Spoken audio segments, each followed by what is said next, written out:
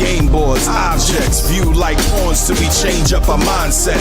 Value of the dollars at the center of this conflict, where lives only matter if they serve to make a profit.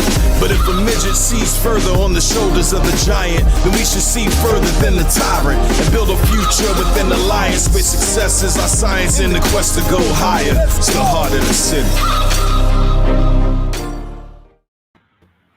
Wake up, world. You are watching another episode of HeartCity TV. I'm your host, Malik Boyd. I hope that wherever you are in good spirits and all is truly well.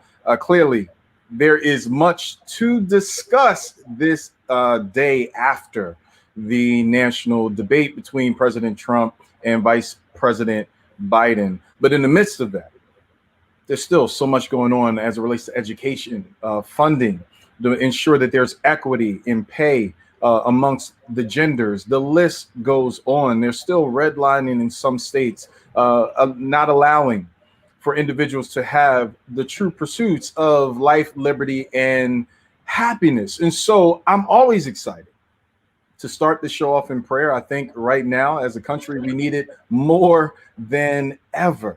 And I'm always pleased to know that there are those in the field understanding not only the work that they're called to, but knowing their purpose in the kingdom as well. To that end, I am extremely excited about this brother, Pastor Jody Almond. It is so good to have you with us today on Heart City. Thank you, Malik. It's good to be here, friend. Listen, you know the issues. Yeah. Regardless of the difference in locale, those issues run across borders. They run across gender. It runs across race. Many of them being heart issues that we face as a country. We saw some semblance of that last night in our inability to have discourse that has permeated into our homes, our schools, places of work and business. And so it's clear that we need prayer.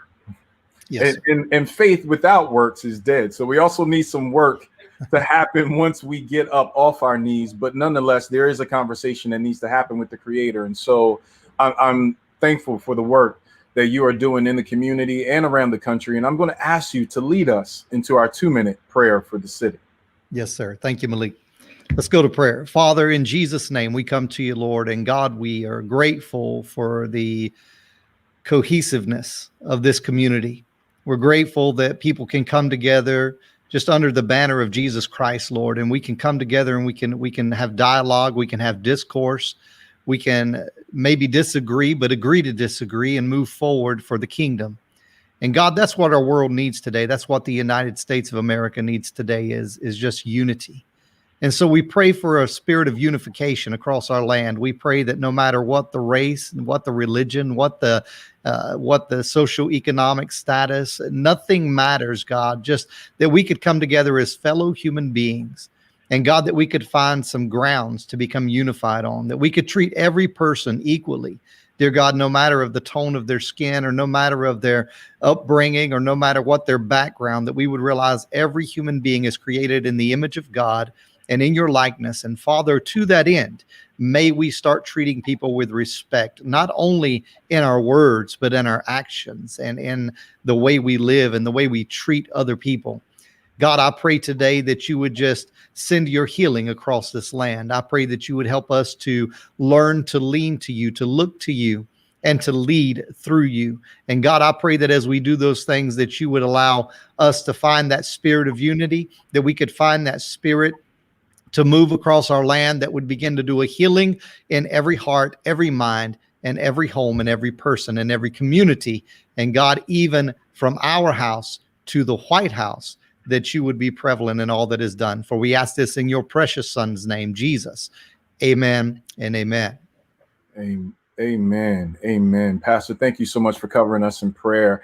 I definitely want the listening audience to know about transformation. And your work there as senior pastor. You also have an amazing book, Going All In. And if it's all right with you, I want to go in for a few minutes on some of these issues. Pastor, scripture says, if my people who are called by my name would humble themselves.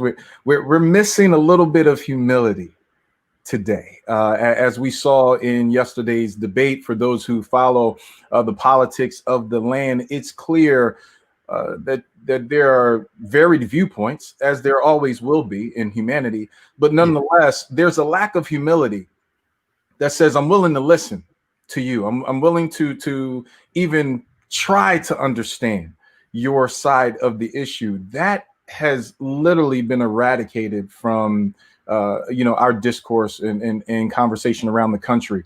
As one who is called to a higher purpose, what has God given you on your heart around how we deal with that issue and unify the communities and country? Malik, I agree 100%. That's a scripture that I think of often, is there in Chronicles, where it says, if we humble ourselves, that God will begin to heal our land. And there's other applications there as well that God refers to we should do. But, I was looking at the dialogue last night, and when you consider that, a couple things I'd like to point out. Number one is leaders, and I'm a leader in the community as well as the church, maybe not on the level of notoriety as the president of the United States among human eyes. But when you look at it, I think that we have to understand that leadership puts us in a different criteria. It does. And when we're leading people, Malik, we have to listen. The Bible says in James to be quick to listen, slow to speak, and slow to anger.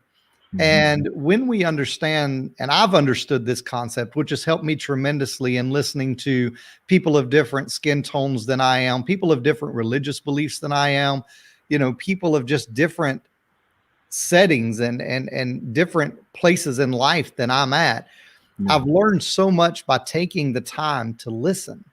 And at the end of the narrative, at the end of the dialogue and the discourse, it may conclude in that I still adhere to my opinion. Right. But now at least I know where you're coming from. And even though I may not agree, I can't disagree that your feelings aren't real.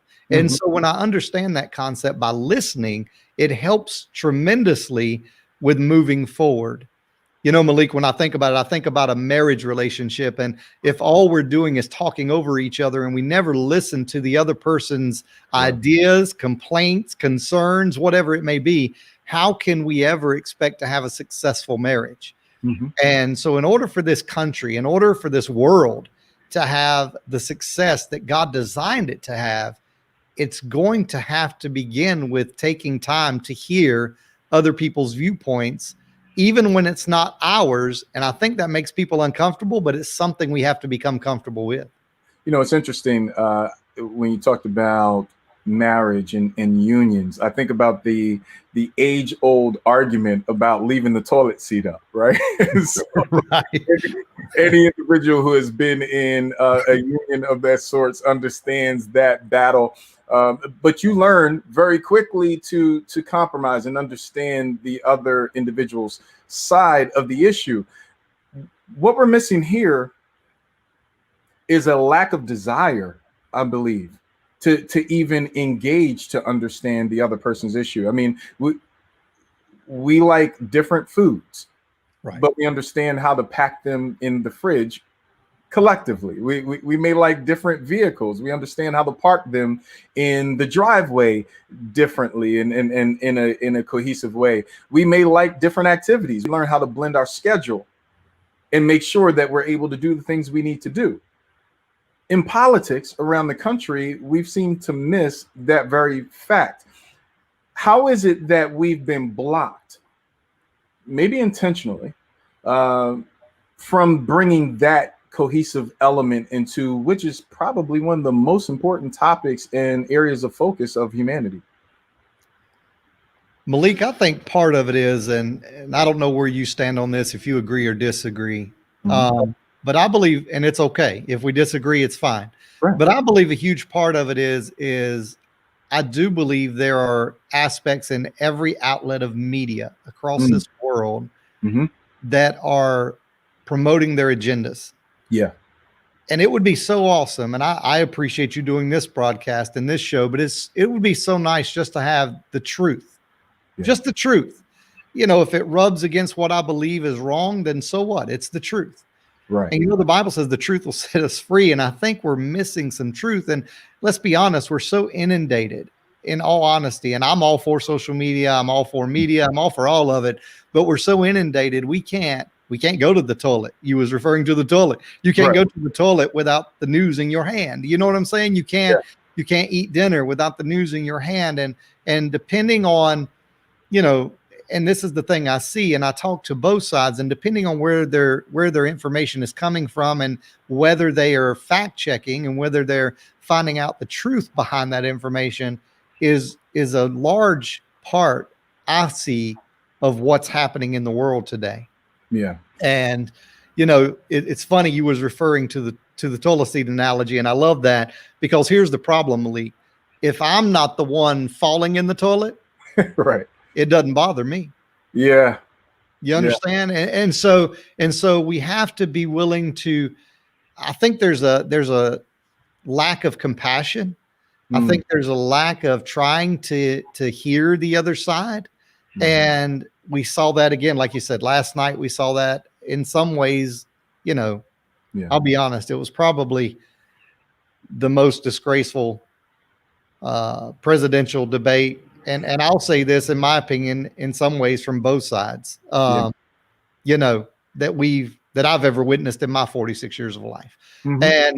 And so with that, I hope our leaders can, I hope they can become leaders. I hope that they can set an example, because, the thing is that's what's leading our nation. Then our nation's going to follow that example. And I want to see our nation come to unification. I want to see our races and our religious beliefs find some common ground and move forward in this nation, making this again the greatest nation on earth.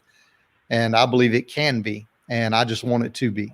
So it's very interesting. You have a book, Going All In. I think that all of us need to go all in as it relates to this topic and as it relates to healing the community. It's not just enough to vote. That's great. That is one particular aspect of this, but there's so much more work to be done before the vote and after the vote. Healing the community doesn't start and stop in the voting booth. It begins with daily activity, staying involved with elected officials, with advocacy efforts. To your point, compassion. That's something that the church was founded on, right? The diaconia were created to do just that, be compassionate and take care of our women and children. And so talk about the church's role right now in America, the opportunity that the church and religious leaders have to heal. Absolutely. I'm of the belief that when God established this world and this earth and created Adam, he had a kingdom agenda. I believe that agenda got sold out by Adam, and it was repurchased and refounded and salvaged through the salvation of Jesus. That's my personal opinion. And the kingdom is back intact. The problem is a lot of believers don't understand kingdom mentality. And so when you're lacking kingdom mentality and you don't understand that the Bible says we're ambassadors, the Bible talks about us being kings, and for the reference of women, queens in the kingdom of God.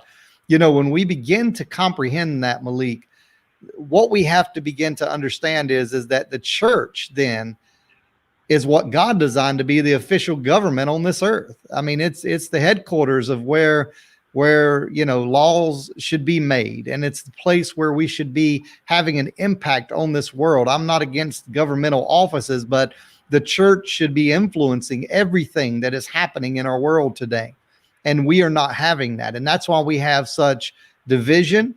That's why we have such the division in discourse, the division in our world today, the miscommunications, because we have all these different ideas being perpetrated into our world.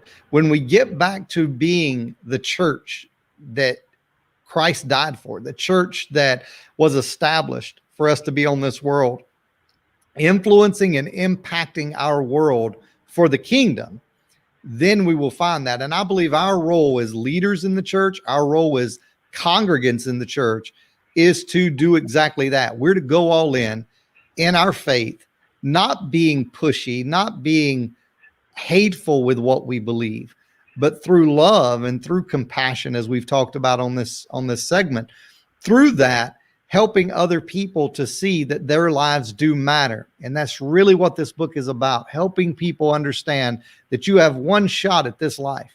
and this life matters. And why would you die and go to the grave not living out your divine designed purpose for what God created you to do? And I believe once we discover that, Malik, we can truly begin to just make a huge impact on the world we live in and on the world as a totality. You know, what's interesting, agendas get in the middle of progress in many ways, even in the church, if we're going to be bold enough to say it. And it's very important to understand the proper role of the church. I remember growing up, the church was so revered that if I skipped service and I was hanging with my boys, if we were 2 blocks away from the church playing loud music, I'm like, no, turn the corner. or if we're going to go past the church while service is going on, you know, turn the music down. There was a level of respect that was there because of the impact of the ministry. And that has largely been removed. Media plays this role, but then there's also things that we need to do as well. And there needs to be a unity with amongst the body. And more importantly, to your point, pushing a Christ-like agenda. You know, when you feed the multitude, he didn't just make sure the disciples were good and walked away with a doggy bag. Everyone had their fill plus some. It's not just enough to take care in little bits and pieces. And so I'm excited about what you're doing in North Carolina in Transformation Church. Tell the broadcast audience how they can worship and fellowship with you over at Transformation, and then also how they can follow your ministry, purchase the book, and more. Okay, Malik, thanks for this. They can follow us. We are online on the web at www.transformationchurchnc for North Carolina.com. And we also stream our services live every week on Facebook. You can find us there at Transformation Church. And we're located in Salisbury, North Carolina. I've come to find there's a couple Transformation Church organizations within North Carolina. So you can find us there or search my name and you can find us that way. We'd love to have you worship with us. Currently, we are worshiping outdoors due to the COVID outbreak. So we are worshiping at 10 a.m. on Sunday mornings, live streaming. Normally our times are 10:30. So we'd love to have you join in and worship with us.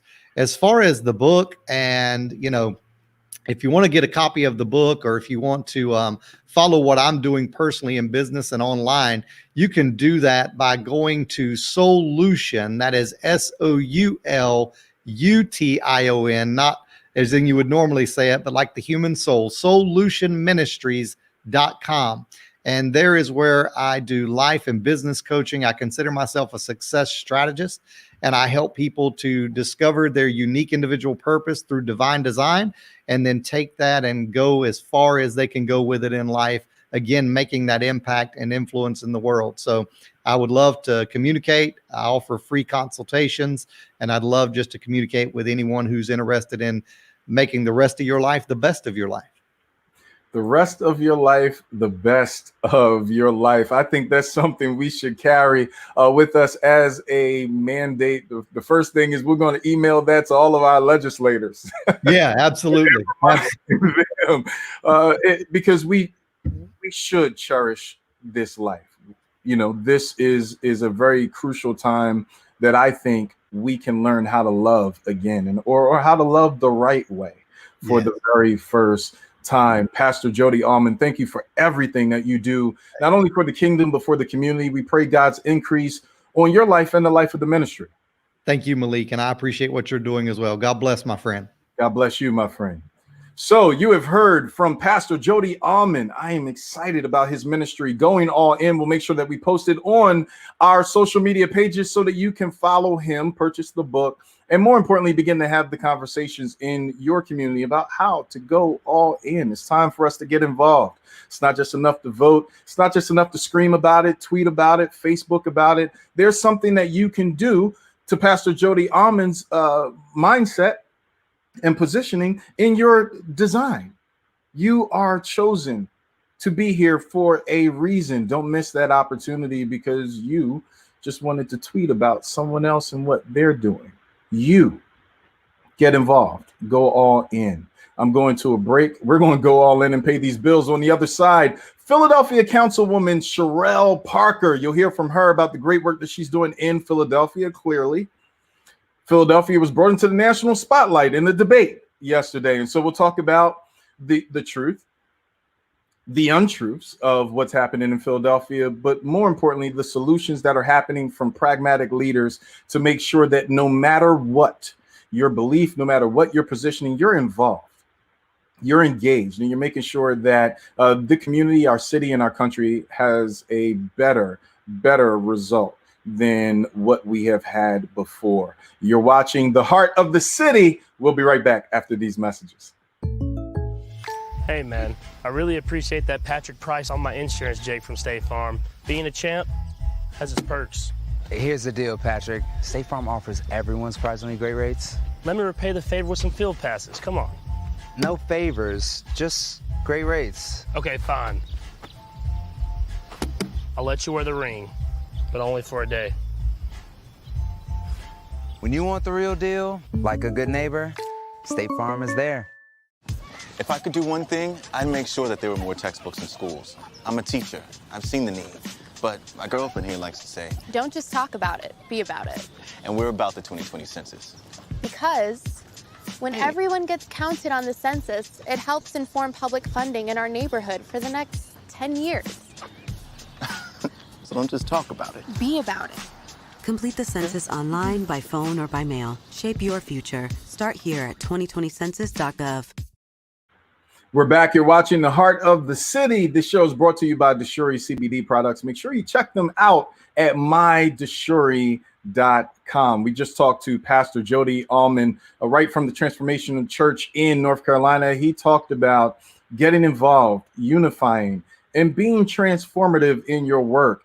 Philadelphia Councilwoman Cherelle Parker is one such example. Ever since being elected and even prior to that, she's been in the community. She's been focused, ensuring that everyone from all walks of life have the things that they need to succeed. And it's that kind of pragmatic leadership that we need in today's time more than ever. I am excited to have none other than Councilwoman Parker with us today. Welcome home to Heart City.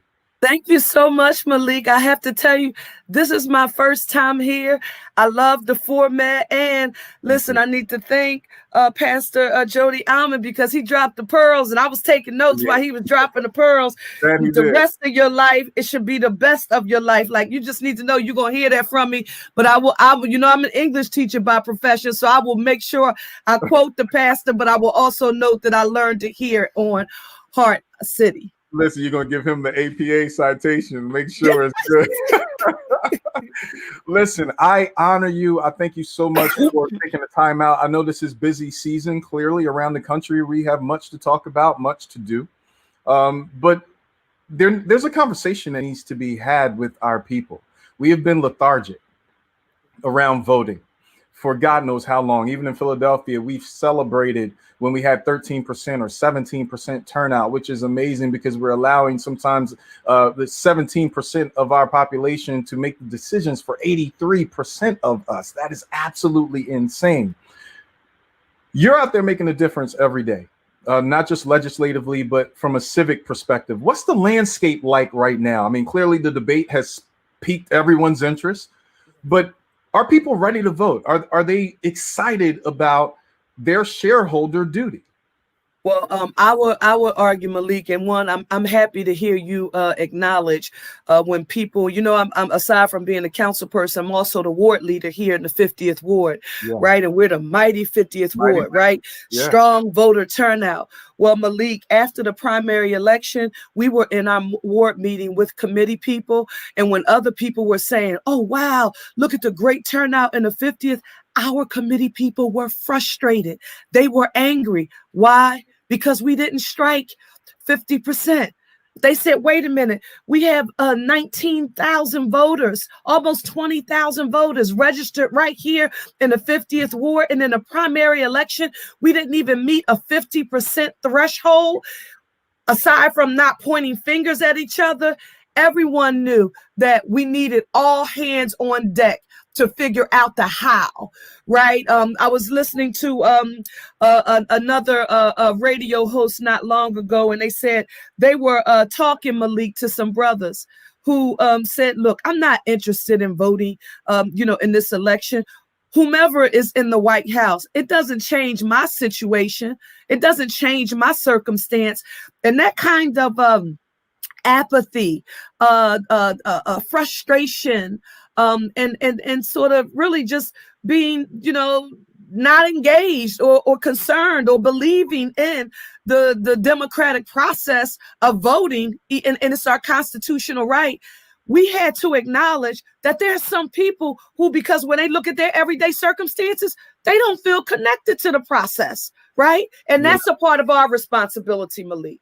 It's interesting because that disconnect causes so much of an impact, sometimes known and unknown.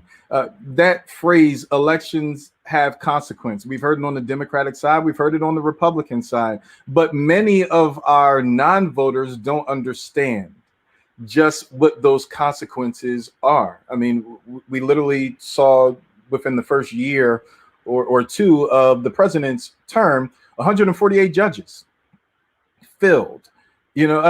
That's going to change the court and the temperature of the court for years to come. In fact, we now have seen the Supreme Court essentially change its tone. And so every vote matters. But there's a saying, and Councilwoman Parker, you know this even better than I do, all politics are local.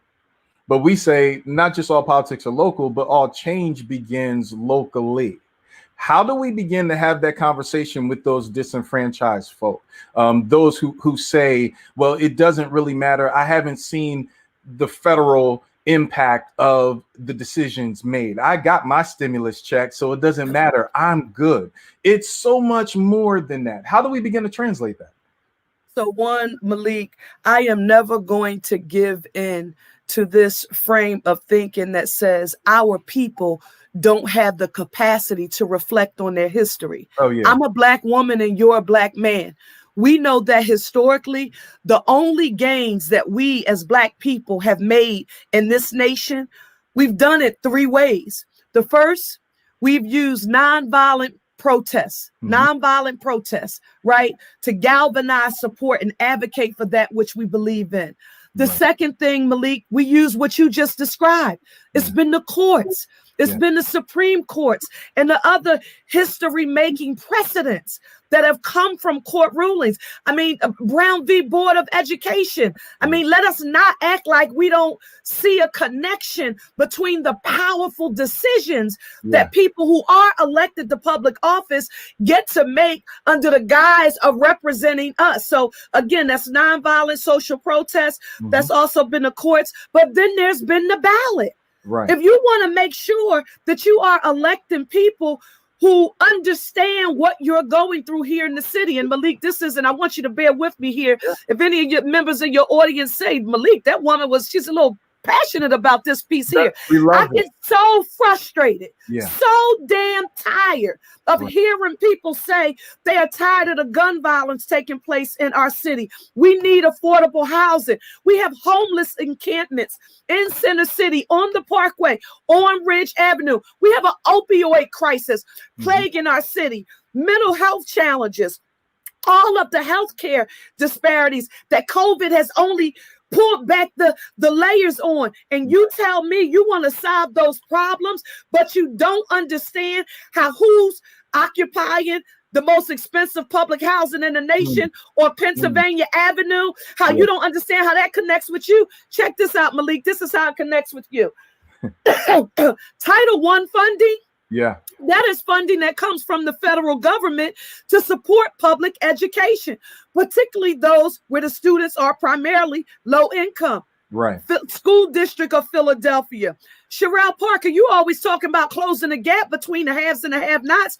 Education should be a tool, but Malik, I'm not a product of a Cosby family. Right. Like I tell people, I grew up in a family that was more like Good Times, except we lived in a row house on a tree-lined block.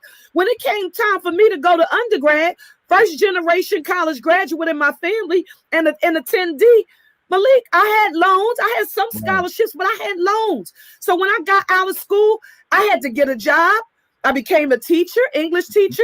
I helped my family, and I didn't get to graduate school, Malik, until I was in my late 30s. Yeah. Well, maybe if there was a Biden-Harris plan when I was coming through school that said, Cherelle, you come from a family where they make less than $125,000 a year. And just because of that, Cherelle, we want you to have access to higher education. So if you want to go to a HBCU or any public institution of higher learning, the tuition is free. Don't you worry about the debt. Now we're addressing a systemic racism. Now we're changing and making institutional and stable sort of movement and closing the gap between the haves and the have-nots. Because I've been saying to people, and I'm going to make somebody angry with this here today.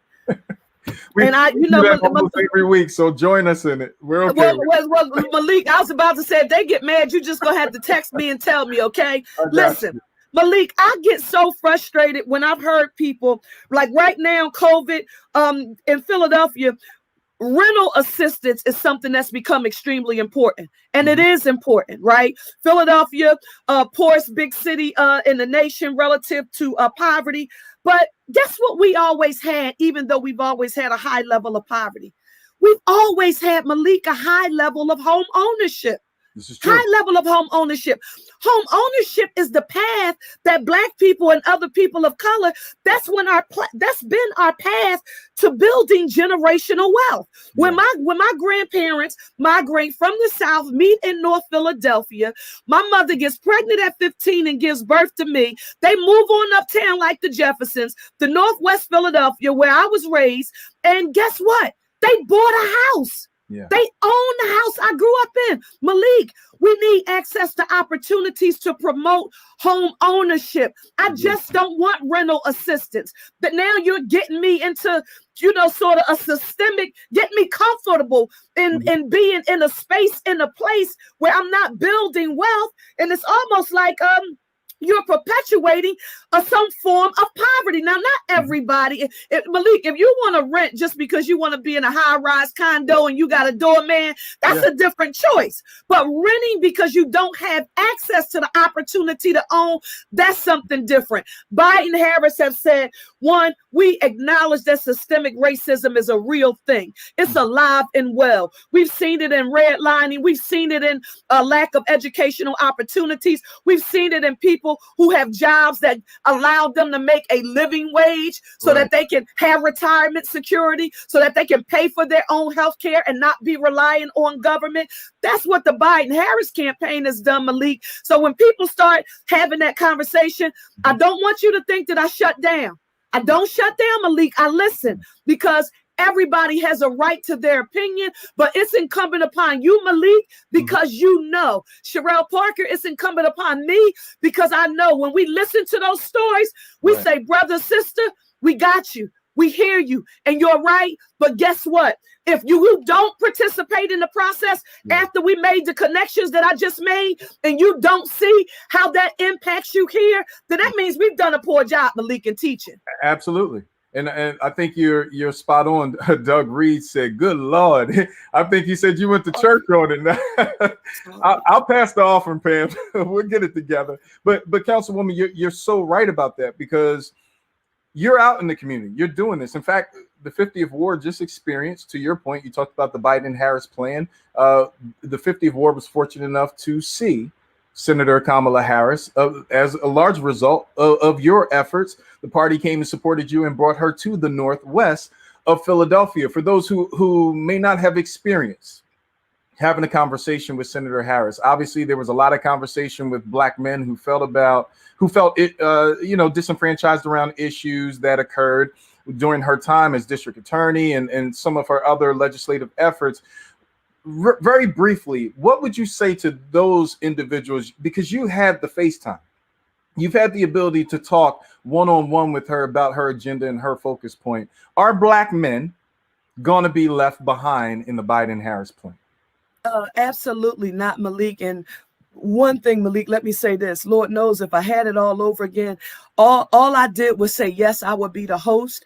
And after that, you get out of it. You just do what we tell you to do, right? And so for all those people who say you didn't invite me, you need to know I had no control over it. I just need to say that from the door. Yeah. Don't think I had that kind of power and influence because I didn't. But if you ask me, Malik, and this was my first time at the rodeo this close, having had the opportunity to talk with the potential future vice president of these United States in such an intimate manner, Malik, and I think you and I haven't worked closely enough in a long time, but we've been in the same spaces. So you know with me, what you see is what you get. Absolutely. All right. I don't know whether that's good or bad, but that's who I am, right? That's the best thing that we can have right now. Real truth and integrity in position. So I honor you for that. Malik, she was humble. Beautiful. She was humble. Okay. Malik, when I said during that time, and I looked her in her eyes, and I said, Senator Harris, there are some people who think that Black women want to be supportive of you simply because we have a complexion connection. Wow. Now, you know, and when I looked at her, you would have just the normal political touching race, colorism, you know, they would have used. Some people get hoity, like, oh my gosh, she didn't say something like that during the event. She did not. She said, "Oh no, you're absolutely right. Let's talk about the put her on the other side of the bubble." Yeah. And then when we said to her, "This is Malik, you would appreciate this."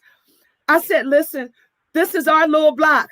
This is our block, row houses. You know, we got a twin here or there, but this is the neighborhood. So thank you for not going to one of the swanky sections, you know, of the city. You came where working class people were." And she turned around and looked at me and she said, "Who do you think I am and where am I from?" I was like, oh, so I was already excited about the Biden-Harris ticket. Sure. Based on their platform and some of the things that you heard me mention, but having to meet her and to hear her talk about what she put into place when she was district attorney and attorney general, because I've been hearing people spew that like, oh no, Cherelle, she locked people up. Well, wait a minute now. She was the prosecutor, a top prosecutor for a state. Yeah. And then the city, that was a part of her job. And Malik, this is what she said. Yes, I locked up rapists. Yes, I locked up human traffickers. Yes, I put away drug traffickers. But I also instituted the first full body camera sort of program in the nation. And I didn't even know this. And she said President Obama and a former AG, Eric Holder, that they lifted up the program for wearing body-worn cameras that she had promoted. Now, I didn't know that. I mean, she took me to school there. And so the only thing I would say to people in Philadelphia, and I know there are people across the country who are watching this program, if you come from where I come from, where we haven't been given anything, no trust funds, you know, in my family, you know, when people passed away, lots of time they left us debt. Okay, not a whole lot of transference of wealth. And you wonder whether sometimes those who are elected to public office, whether or not they get it. And they know that you don't start at the same start line in life. Again, education, employment, the kind of training you get, how you socialize, that you start at a different place. She got it. And I knew she got it. And I definitely know that Vice President Biden gets it. And when we exercise our constitutional right to get him to the White House, he's going to address closing the gap between the haves and the have-nots. And listen to this. I'm happy about Kamala Harris as well, because listen, I don't care if you're talking about the cabinet room or the situation room, whatever room she's in as vice president of the United States, she is going to be ready. And so Vice President Biden, if you're listening, if your folks are listening, we want to say to you, thank you for showing great restraint and discipline and as much dignity as you possibly could in the midst of that stuff we witnessed last night. You did your best to hold on. You looked at that camera and talked to the American people. You got an opportunity to mention some issues again in the midst of all of that stuff, because I'm not even going to dignify that to give that any airtime. If you don't know what you saw last night, okay, we need to get your vision checked. But so thank you for standing up. I'll tell you, as a Black man, and this will be the last thing I'll say about it. It couldn't have been me on that stage, because you talked about my son. Listen, so somebody got put on their pockets. I'll just leave it like that. Well, no, Malik, tell me as you were watching it. Now, this is good for me. Let me hear from your mouth to my ears as a Black woman. Share with me what you felt when you listened to him. So first and foremost, I will say this. I felt like I was watching two grumpy old men go at each other. There was so much energy between the two of them. And I'm like, okay, guys, get it out. Because we've been at this point. You guys have been waiting for this for a long time. But when you start to dig, not just low, because they're saying when we go low, when they go low, we go high. That wasn't low. That was like oil extraction. So we dig into the core of the earth, because when you talk about someone who served and has passed, has transitioned, some of that stuff used to just be off limits. Right. It's off limits, right? We're going to agree to disagree on the issues. We'll talk about the issues, but we won't bring family into this, and definitely not deceased members who served honorably. And then to bring in my child who is suffering, quite frankly, at the hands of drugs and things of that nature that you probably wouldn't solve. You would just have him locked up. I got an issue with that, because his son, regardless of political ideology, his son represents some of the issues we're dealing with at Frankfurt and Kensington and Allegheny. I mean, the opioid crisis. And so to just say I'll use him as a prop, as opposed to tell me, you know what, that issue may be on you, but now I have a solution. He chose not to do that. But when I looked at Biden, I saw he had about like 4 little eyebrow things that happened above his head. I said, this guy might go over there and crack him one. I said, now if he does that, the election's over, because he's going to get the vote, because there's so many people that want to take a swing, right? Right. But I appreciated his political acumen and his ability to get frustrated to the point of addressing it, but not to the point of losing his cool. Right now, in the economy we're dealing with the COVID we have, and this impact that's happening on Black and brown businesses, 50% of them not coming back around the country. I need somebody who's going to look at the mess, but not get messed up by it. Be able to move forward to it. And so as a Black man, I'm looking forward to those who are going to keep us in mind, but then also really give meat on the bone. I'm tired of having bone marrow soup. I need a little chicken noodle soup with more chicken in it than noodles. So I'm excited about the plan. I'm excited about the work that you're doing. Councilwoman, I'm telling you on behalf of Heart City and our broadcast audience, we love you, we honor you, and appreciate the work that you're doing. Consider this home. And Malik, if you would allow Malik, especially because of what you just said about that bone marrow soup, I got what you just put down. Cool. And we have a piece of legislation that we are about to introduce in council. Our hope is that we can get it introduced by the 3rd week in October. But Malik, I'm going to see whether or not the people who have been saying that they believe Black Lives Matter, the people who have said, yes, we need to, stop police brutality. I'm going to see whether or not those same people will stand up and say, giving access to economic opportunity in a meaningful way for Black and brown people, that is essential. That is essential to dismantling systemic racism as well. But you know what that means, Malik? That means the board has got to get a little larger, because you got to make some seats for me. That means the executives in the firm, Malik, the C-suite, right? It's got to diversify, and you got to get some Malik Boyds and Cherelle Parkers in that room. So let's see if the same people who said they were with us and that Black Lives Matter to them, let's see if they stand up with us when we start talking about the economy. So I would like to come back and talk to you when we introduce the bill. You have a wide open door. Feel free to come in whenever you so choose. And I'm telling you, without even seeing the legislation on the surface of everything that you're saying, I'm right there with you. Consider us strong supporters of that, because that economic impact needs to happen.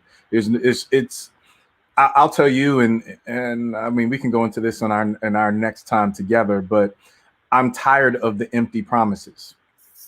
I'm tired of small Black businesses suffering and being profiled, whether we want to call it redlining or not. They're doing it not just with the homes, but with the Black businesses, allowing us to prop up commercial corridors, pumping us out, and then bringing in big box and folk from outside. It has to stop. But more importantly, we need legislators who are going to say the time is now, and I'm not waiting anymore. And so I'm thankful for the work that you're doing. I honor you and appreciate you. Give my love to your staff who graciously worked to get you with us over the last 24 hours. Thank you so much. Thank you so much. And I'll see you soon. I'll see you soon. Take care. So we heard from Councilwoman Cherelle Parker. My goodness, if she did not bring it, I'll tell you, the comments were hot and heavy. I hear from Michelle Miller. She said, look, the proof will be in the pudding. Douglas Reed said, good Lord. I'm with you, brother. It's time to put up or shut up. I'm excited about these two brothers. They are amazing in their own right, have done tremendous work. None of Sharif El-Mekki. Uncle, what's up? What's happening? I'm good. Here to see both of you. There's somebody that has volume up. I hear a little bit of it. It's probably me. Let me turn it down. Cool. How you guys doing today? Good. Good, doing well, bro. Doing well. Good to see you. It's been a minute. It has been a minute. You guys are doing some work in the space. Sharif, you are the CEO, Center for Educator, doing amazing work that we have forward in the space, making sure that Black educators get the tools and resources that they need, which is so crucial. I mean, you're former principal, former teacher. This isn't a admin coming down from out of the clear blue. You've been in the trenches, you get it. And you're also the founder of the fellowship, Black Male Educators for Social Justice. Man, I am man to man. I honor you and appreciate you for the great work that you are doing. Oh no! Listen. First of all, I'm glad to see you, and thanks for inviting us back. And the fellowship as well as the center, man. It's a collective. Yeah. There's a group of brilliant with the fellowship group of brilliant Black brothers, and now with the Center for Black Educator Development, we've just expanded that work to include our sisters. Because I know me as a teacher, I became a great teacher because Black women taught me how to become a great teacher. So we have to honor them and their leadership in that space.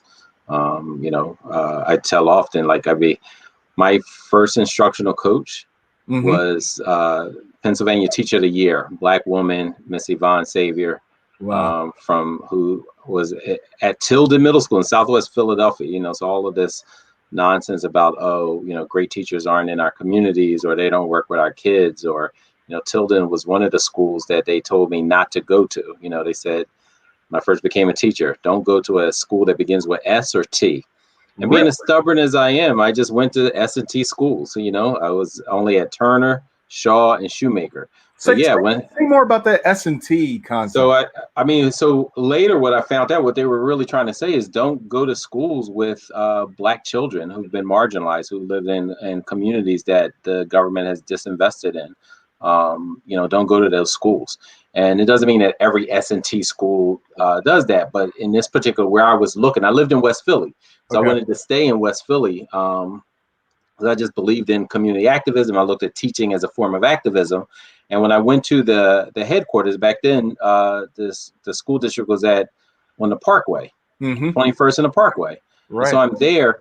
Two educators said, and say they would have a map up on the wall, and you would kind of pick and choose where you wanted to go. And while I was there, these two women came over and said, don't choose an S&T school, young man. Don't go to those. Those are bad. I'm like, wow. I'm like, wait a minute.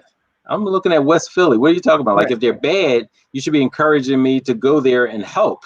You're telling me, like, don't go there, go somewhere else. I'm just grateful that that's not how it played out. But what I came to realize was if it was a shoemaker a Salisbury, a Shaw, a Turner, or a Tilden. Those were the schools that they were looking at and telling me, with my energy, my talent, my optimism, my activism, they were saying, don't go there. And I'm so grateful that that's exactly where I went, and that's where I stayed for, a quarter of a century.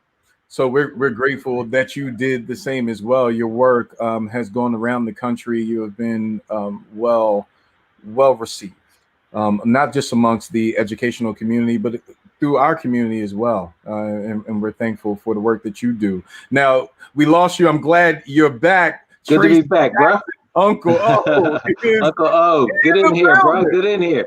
I was like, man, it's gonna be too much pressure just to be by myself. So come on, man. I'm sorry about that. I was trying to get the sound right. Y'all forgive me because I'm working on one of my properties, so I'm down at my property and working on that and trying to make sure I get this right for you. So outside of the work that you're doing in the real estate, you have Kick Teen Depression LLC, a nonprofit that you founded with your son, Tracy Jr. Man, tell us about that organization and the great work you're doing. So, in our community, we don't take seriously enough the mental health of not just ourselves, but our children as well. And so my son suffered from depression in his teen years. And when he suffered from depression in his teen years, I missed the mark and didn't know he was suffering from depression. And so when I found out that he was suffering from depression, I wanted to do everything I could to make sure that didn't happen again with any of my other children. So I had to make sure that my son was okay. And so he wanted to do something that helped him, and starting Kick Teen Depression was exactly what he did. And I supported him. And I said, son, but if we're going to start Kick Teen Depression, then we got to make it legal, and we got to do it the right way, and we got to help other children. So not just our children, but our children need it the most, I think. But for all children of all races, all creeds, all colors, Kick Teen Depression is an area. It's on Facebook and Instagram as Kick Teen Depression. But I wanted to give kids, and he wanted to give kids an opportunity and a place to go to talk. So that Kick Teen Depression is what we started so we could do that. Listen, man, I honor that work. It's so important, especially with everything that we're dealing with. Children now having to learn online who some of them in many ways needed that hands-on learning. I'm one of them. I didn't learn how to maximize online learning until later in life. I needed that hands-on application. And so some of the impact that comes from that, the issues of PTSD, watching, in fact, Gratz just witnessed yet another young athlete murdered in the street.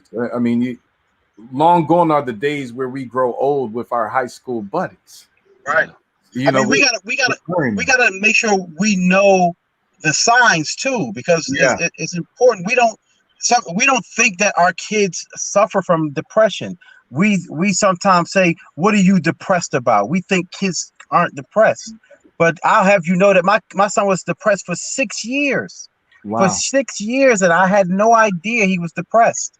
And he was suffering. Some of the signs are when they're suffering in school. So thankfully, my son's 25 now, my oldest son. So thankfully now, because of him, I have a younger son and a younger daughter. And now when I see them suffering somewhere in their grades, I ask the questions. Hey, do you need help somewhere? Is there anything we can talk about? Are you hurting? Yeah. And it's something that I'm doing that you aren't agreeing with. We were raised.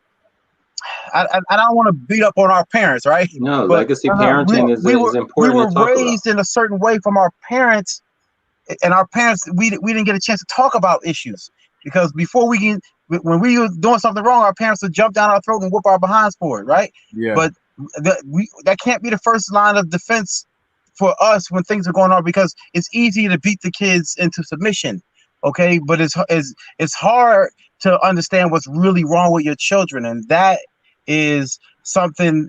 So I wanted to make sure the kids have an avenue to come to talk. So Kick Teen Depression is a place that the kids can come to talk, not only teens but adults, because we're facing some really, like you said, some really traumatic things going on in our in our communities. And trauma is passed down. So we got to learn to stop passing down the trauma. We got to learn to talk. And if we can have some place to talk and the kids have some place to talk, Kick Teen Depression isn't just a Facebook page. It's just where we started, but we're going to go everywhere. And we're going to make sure that if we save one life, that we can save 2 more lives, because saving one life isn't enough. Our kids are hanging themselves in the house. I'm sorry. Go ahead. No, you're good. So here's the thing. I was prepared to do a longer EKG, but I think where the two of you are going is really important. And so we're going to cut the EKG section down to one article. Yeah. And I want to finish this topic because I don't think that it's by chance that both of you are on today and addressing this topic in such a very strong way. And so are you guys ready for the EKGs?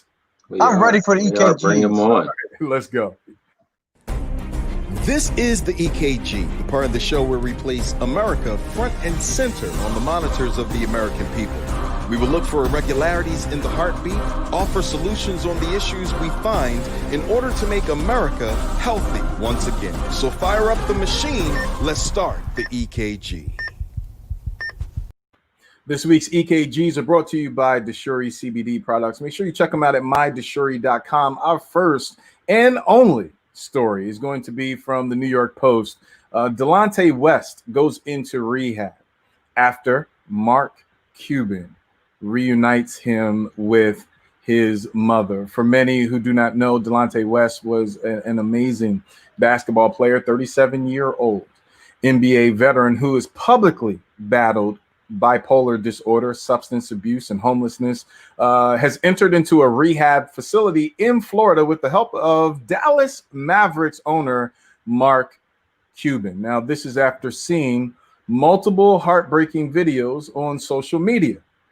Cuban contacted West's mother, Delphina Addison, and offered his help. Cuban then picked up the former Maverick star at a Dallas gas station on Monday, waited with West until Addison arrived at a nearby hotel. Now, the Shark Tank star will pay for West's rehab throughout this whole process. To your point, Tracy, we need folk who recognize the signs, but then also get engaged and are willing to deal with those issues. Sharif, you're in the education space. Many don't really understand, and I'll be bold enough to say this. Some of us use our educational centers as daycares. Dare I say it? You know, I'm going to get my child out the house rather than making sure that they're around the right people, making sure that they're in the right educational structures, making sure that they have caring, concerned educators like yourself and others that you have in your cohorts to understand the issues that Tracy talked about with his son and be able to not only recognize them, but be able to bring resources to deal with those issues. Yes, a Delonte West is lucky to be of a high profile enough to have a Mark Cuban, but there are hundreds of young people dealing with challenges and issues of the day. As an educator, what are some of the things that you need from us as a community as it relates to support and resources to ensure that you have what you need to deal with the things you see every day? Yeah, well, I agree with you. You know, this the idea of, you know, and I think sometimes that's why I get nervous about this single story or the high profile case. Yeah, it's easy to applaud that, easy to support that, and ignore the children right in front of our faces that attend our schools on a daily basis.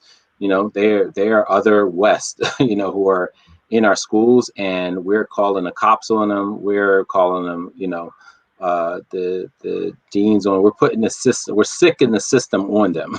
Yeah. But we're applauding what Cuban and West. And this is my first time hearing it. So, you know, thank you, you know, for sharing that. And so I think as you know, what we need as a community and an entire educational ecosystem is one, just, you know, how do we demonstrate relationships, right? Like I'm sure there's some kind of relationship between Cuban and West to be able to even forge that. We have children now who will tell you like, no, I don't have a relationship with an adult in this building.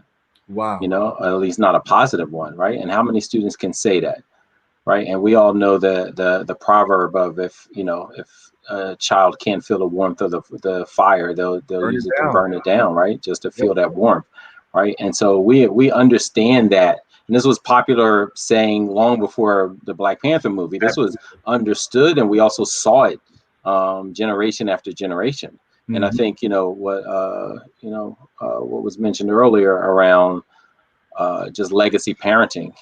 Hillary Beard, here in Philadelphia, researcher, writer. I encourage you to have her as a guest as well. Like, she synthesized a ton of research around legacy parenting.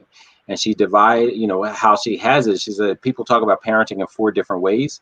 One is great for Black boys, right? And so they got the dismissive. That's not good for anybody. They have the authoritative, and then authoritarian.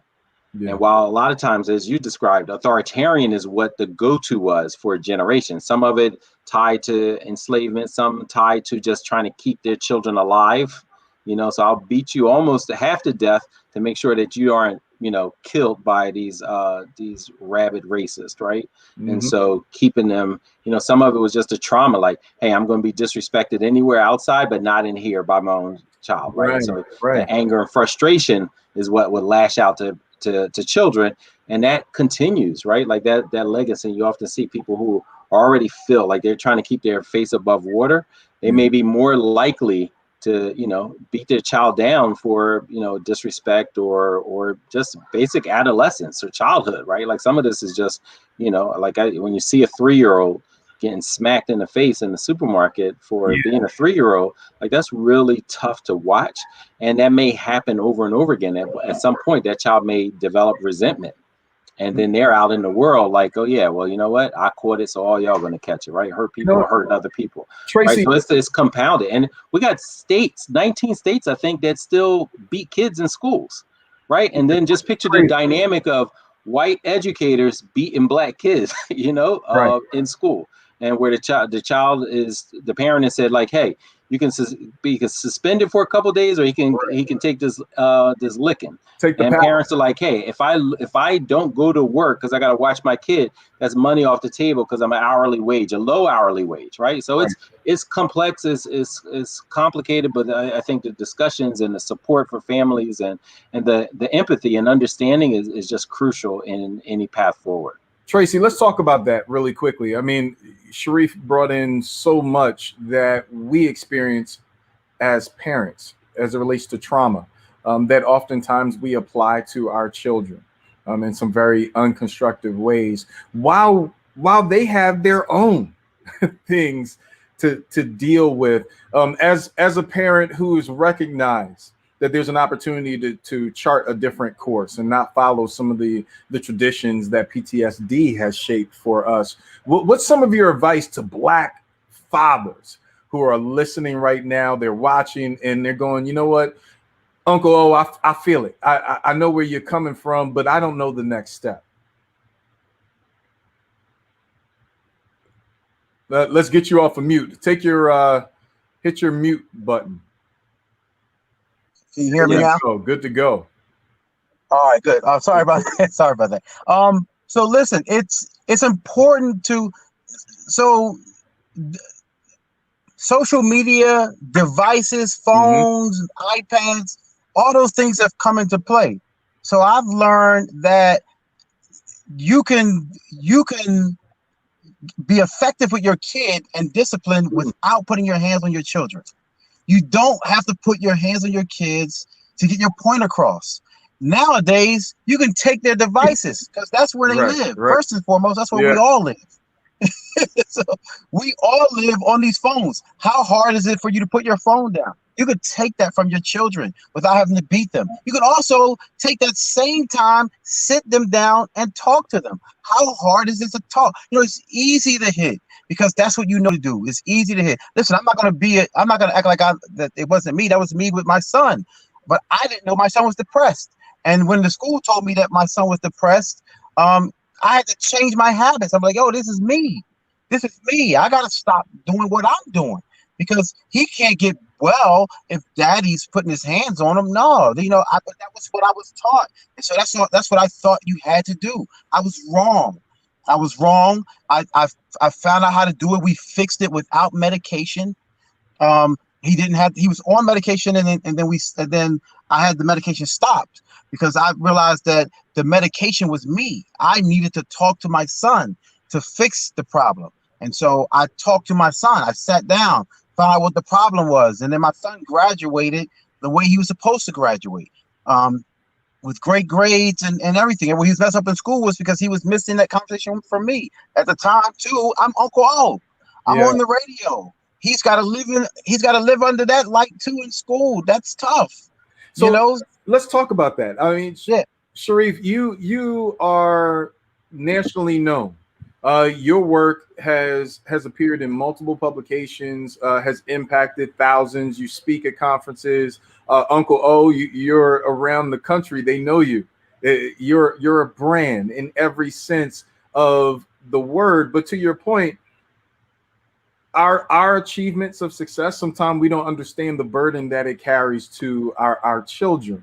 Sharif, I follow you. I follow both of you, but I follow you, Sharif, and I look at the nature journey that you take your children on a daily basis. Sometimes it's a beehive, and other times it's bugs or flowers and fish. It's all kinds of animals. You're giving them exposure. You're covering them in other ways. What are some of the things that we can do, especially as people of color, men of color, who are going, look, I'm going up the ladder. Part of my success chain means that I have to expand my brand. I have to push myself beyond borders, but making sure that I don't lose my children in the process. What are some of the tips that you would? I think you raised a great point. Thanks for the follows and the likes and all that kind of good stuff. But a long time ago, my mother, my parents, they said something that they had read before. They would just reinforce it, particularly when I started my career and I was what you would call a workaholic, as a teacher and a principal. My first 15 years, I think I missed 4 days of school, across the board. And I remember at one point my mother pulling me to the side and said, like, hey, nobody on their deathbed wishes that they worked harder. They usually are talking about they wish that they had did something more with their family, with their children.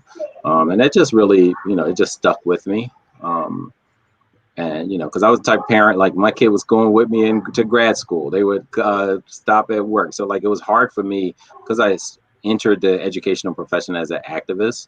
It was hard to just cut that off, once the day ended. It was just constant. And I hate the idea of like work-life balance. That never jives with me because, balance, I'm thinking of a scale and it's even. You work this much, then you enjoy whatever that same amount of time. And that never worked for me. What worked for me is self-care. And with that, how Hillary Beard helped us to understand that when she came on the 8 Black Hands podcast was this idea of finding time every day with something that you enjoy. And I would say the third part of it, particularly with my children and how I try to approach it is not just sharing my passion, but really listening, observing, and seeing what their passion is, what they're interested in, and try to give them as many experiences with that, as well as expose them to new things. So I think sometimes as parents, we're just so excited and we want to relive our childhood, and we were like, hey, I love this, so you have to love this. And the kids like, that's crap. Like, but they're respectful and say they go through it, but their interests aren't indulged deeply, right? Like from our children, what I hope to do is I hope to learn, because if they want to do something, then I want to learn how, what it means and exposure. So the apiary that you spoke about, right? Like my son wanted to raise bees. And we're in the process of moving. I was like, listen, that seems so complicated and we're about to move. Wait till we move and then we'll look into it. And I started reading up on it more, and I wanted to, I was like, it's something he can learn. It's something we can learn from together. It's something that we can bond with. So I helped him do that, helped him set up a beehive. Then this brother went to college and left me with beer. He left me with his hobby. Right. And so, but then it forced me to learn and all of that. Yeah. Then his little sister said, yo, you not even here. I'm selling your honey. And he's like, all right. So then she started being this entrepreneur, right? And I'm sitting there like, wow, this is amazing. And I'm trying to catch up with her to understand, you know, the entrepreneurial angle of her selling her brother's bees honey, right? But it's you know, some of it is really observing our children, and as Brother O talked about, Uncle O talked about, is this idea of listening and having conversations and not just sharing, but absorbing, listening way more. You know, what's that saying? You've got 2 ears and 1 mouth. Yeah, right. So that means supposed to listen twice the amount. That goes with our kids too. We often think that they're not part of that equation. No, they're most important part that we should be listening to more than we speak. Tracy, and you know, other thing I do too, what I've learned to do is I share the experiences. So when we're buying a house, we were buying a house last year. We talked to the kids about where they wanted to live, you know, and then my kids work with me on the properties. They come work with me on my businesses, and I share with them how the business runs, so that we have that one-on-one time. My birthday was last week. I made sure I had my kids with me for my birthday. It wasn't about being and having big parties. It was, to me, the most important thing is bonding with your children. How much do you bond with your children? Yes, your children love you. Yes, you love your children, but how much do you bond with them? And Kick Teen Depression is where I want children and parents to go. So it's on Facebook, it's Kick Teen Depression. On Instagram, it's Kick Teen Depression. Follow us there. If you're not around to talk to your kids, I am. When a 14-year-old girl left a message on there that she was dealing with depression and didn't know where to go, she wanted an inpatient place to go. I got her and her mom together on the site, and we found somewhere for her to take her child. So you can come leave a message on Kick Teen Depression, and then I respond to the message, and other people who are like you respond. You know, it's people that understand. So that's what I wanted to do. So please, broadcast audience, make sure you follow Kick Teen Depression. We'll make sure that we post it on our social media pages as well. Sharif, I'm gonna leave the last comment to you. Tell the listening audience how to connect with you, your latest project, and 8 Black Hands, the legendary podcast. No, appreciate you. You can find the work of the Center for Black Educator Development on all the social media platforms. We're on Twitter, Instagram, LinkedIn, Facebook, Center for Black Educator Development. 8 Black Hands is also on Facebook, and on Twitter is 8 Black Hands 1. And just 8 Black Hands is for Black men across the country, me, Philadelphia, Ankrum in New York, Chris Stewart, he goes by Citizen Stewart in Minneapolis, and Charles Cole, the Dr. Charles Cole, who's in between Chicago and Oakland. And we just came together. At one point, we would have these conversations ongoing, and we decided to, like, hey, you know what? Actually, people encouraged us, like, oh, people would be interested in hearing this. And so we started this podcast, 8 Black Hands podcast, who we're fighting for the 8 million Black children that attend public schools. And, you know, universal design, what's good for our Black children will be good for all children. And we can be found Sunday evenings, 9 p.m. Eastern. We use the same StreamYard and stream it on Facebook and Twitter and all the other, spaces that you get your podcast. But look us up, 8 Black Hands. Is 8 spelled out? No, the number 8. Thank you for that question. 8, okay. Yeah, the number 8, Black Hands. We're on Apple, Spotify, all that good stuff. And in the center, we're working with schools and districts around the country. Not only folks who work in K-12 spaces, we're also providing support to universities and the professors who teach, the teachers who are going to come lead our classrooms. Because a lot of times people look at schools, they don't question who trained these teachers, and that's a question that we are deeply involved in. Like, who's training these teachers to lead our Black children? Pennsylvania, 96% of the teachers across the state are white. The Black teachers in Philadelphia have plummeted. The numbers have plummeted, where now it's less than a quarter, where most of the students are Black and brown. And so we have to make sure that this isn't just a white workforce development space. It's a liberatory space for Black children and brown children. Well, we'll make sure that we post it on our social media pages. Listen, my brothers, I love each of you, man. I'm thankful for Thank you. Love you too, bro. put. Thanks for having us. And Thank you. I'm excited about the work. Yeah, no, thank you all. It's good to be. It's always good to be here. Sorry, it's not in person. It's all good. As we were accustomed to, but this is good, man. You great setup, and continue to, to share, the work that you're doing out in the in the public. Martin Luther a long time ago said, you want to do revolutionary work, pick up a pen. Now it's like pick up a pen and a microphone and a camera, right. And do the work. So thank you.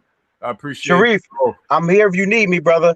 Bruh, listen, I was thinking about and Malik and I spoke about this before. I was, when I was shot, I probably went through a stage of depression, just like brushed it off. The city was like, hey, white woman came like, hey, we have support. I'm like, man, get out of here. Like, I'm cool, I'm good. But I think about how many times things happen for children and they slip into depression and as families and communities, we're like, how do we deal with that? How do we address it? Oh, suck it up, be a man up. We give them all these messages when what we really need to be saying is, I hear you, I see you, and I'm here for you. And I'm listening. I love you, period. Yeah, and I love you. Yeah, absolutely. Listen, so Uncle O, thank you. Listen, I'm glad you're here for me because, I think, we work with schools, we work with students, and for many children, it ain't their houses and communities that are messing them up. It's their schools. When Malcolm X says, who taught you to hate yourself? Plenty of Black kids can say, my school did, my teacher did. So your work is absolutely crucial. Thank you. Thank you both. I got to go. We're going to make sure that we connect once again to the broadcast audience. This is the brotherly love that happens in Philadelphia. I don't know what they were talking about on the debate last night. There is get that joker. Real love in the city of Philadelphia. I will make sure that I support whatever comes out of your two great minds. Thanks again for joining us today. Thank you. Have a good one now. Take care. You too. Yeah, all right. Have a good one, guys. So you've heard from Sharif El-Mekki and Tracy Johnson, known as Uncle O. Please, by all means, follow them and the great work that they are doing. We'll make sure that we post it on our social media page. I'm going to our Black History Fact Song of the Week. On the other side, Ashley, Jimenez, and Lynette Medley. I'm so excited to talk to the two of them. It is Black History time. We do Black History every week. Why? Because we make Black History every day. If you don't believe me, just take out your smartphone, put it on selfie mode, and take a picture of your fine self. You are truly living Black history. Our focal point of this week's Black History Fact is none other than Barbara Jordan. Texas Congresswoman Barbara Jordan rose to the national stage from Houston's largely African-American Fifth Ward, becoming a public defender of the U.S. Constitution and a leading presence in the Democratic Party politics for 2 decades. Jordan graduated magna cum laude from Texas Southern University in 1956 and was accepted at Boston University's law school. 3 years later, Jordan earned her law degree as one of the only 2 African-American women in her class. She was the first Black woman elected to Texas State Senate and the first Black Texan in Congress. As a member of the House Judiciary Committee, she gave the influential opening speech of Richard Nixon's 1974 impeachment hearings. The impeachment speech helped lead to Nixon's resignation over the Watergate scandal and won Jordan national acclaim for her rhetoric, intellect, and integrity. 2 years later, she was asked to deliver the keynote address at the 1976 Democratic National Convention, another first for an African-American woman. She retired after 3 years in Congress to become a professor and policy advocate. In 1994, Bill Clinton awarded her the Presidential Medal of Freedom, the country's highest civilian honor. Jordan passed away of leukemia-related pneumonia on January 17, 1996. Our hearts go out to the legacy of Congresswoman Barbara Jordan. Please share this Black History fact with those you love. I am excited about that Black History fact. Please make sure you share that with your children and those you love. Our song of the week is Umi, Remember Me. You'll find it on our social media post. Please, by all means, support great music. Don't download it on a torrent. It's only $1.29 on iTunes or Google play. Our next guest, I'm going to bring them both on, Ashley Jimenez and Lynette Medley. I am so excited about these two and the great work that they have done in the space. Lynette, it is great to see you. You're front and center. Hello. Welcome home. Hello, how are you? Glad to be here. I'm good. So you are the founder and CEO of No More Secrets, Mind, Body, Spirit Incorporated. I'm excited to hear about that organization. So we're going to talk about that and the great work that you're doing in the space. Next to you is Ashley Jimenez, and both of you have all kinds of letters next to y'all names. I'm excited about what the creator has done for you. Ashley, you're a member at large and the director of case management and social services, Philadelphia Home and School Council, and the Center for Hope, which is housing, opportunity, purpose, and empowerment. The reason why I wanted both of you to come on today is because our show topic, we deserve more. Obviously, we can put that in the political space. Clearly, we deserved more from that debate last night. I think everyone knows that. But both of you are in the space pushing for what we deserve and that more. You're helping us to define it and also bring it to life. Lynette, no more secrets. Many of us have suitcases of secrets because everything says put it on the gram, put it in a filter, but never let it out. And definitely don't become vulnerable enough to be exposed to your enemies and sometimes your friends, right? Yes. How do we deal with all of that? Because in the midst of this healing that we need around the country, part of it is healing ourselves first. Definitely. So I think we deal with it because we create a space that's non-judgmental and authentic. One of the things that we do, especially in communities of colors, is we constantly repress our feelings because we don't create spaces for people to talk about their feelings without someone trying to fix it. We've created a society where instead of actually actively listening and hearing what somebody has to say, we're always responding. We're responding like, what, but I see, because we're already putting ourselves into the conversation or the experience. Yeah. So one thing that No More Secrets is intentional about is creating authentic, non-judgmental spaces for people to actually be able to heal from the inside out and not always have to deal with the outward affirmations that people are saying negative or whatever, or the complex difficulties they have within their communities or their environment. So we are intentional about building up self-efficacy, self-esteem, and self-actualization, and decreasing a lot of stigma, silence, and secrecy that happens in our community about array of sexuality related issues. And that's what No More Secrets is about, really uncovering those traumas, especially when it's infused by sexuality related systems and circumstances. Ashley, Lynette unpacked a lot. I thought we were going to take a few minutes to actually get into the good meat. I'm sorry. She took the turkey necks right out the greens and threw it right on the plate. I mean, there's a lot that we're dealing with, not just as a community, a collective community, but individually, right? We have been taught to hide our scars. Those scars we once declared beautiful. No, hide them. Put foundation over them. Cover them up. Throw the long sleeves on so that I can present to the world what the world expects of me, not what I am prepared to give the world. Some of that we teach our children. If we're going to be honest about it, we've taught them a world that everything comes fast and quick. The speedy degrees, speedy outcomes, and they get mad when they go too fast and crash. You're in a constant space of change, helping our young people to reshape their expectations, not only for the world, but for themselves. How do we take what Lynette is talking about and begin to, if I use this phrase carefully, but build the wall so that we can keep some of those traumas away from our children? Absolutely.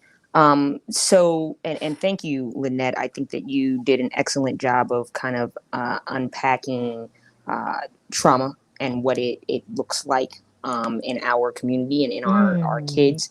As a member at large for the Philadelphia Home and School Council, I think that giving voice to parents, giving voice to children is key.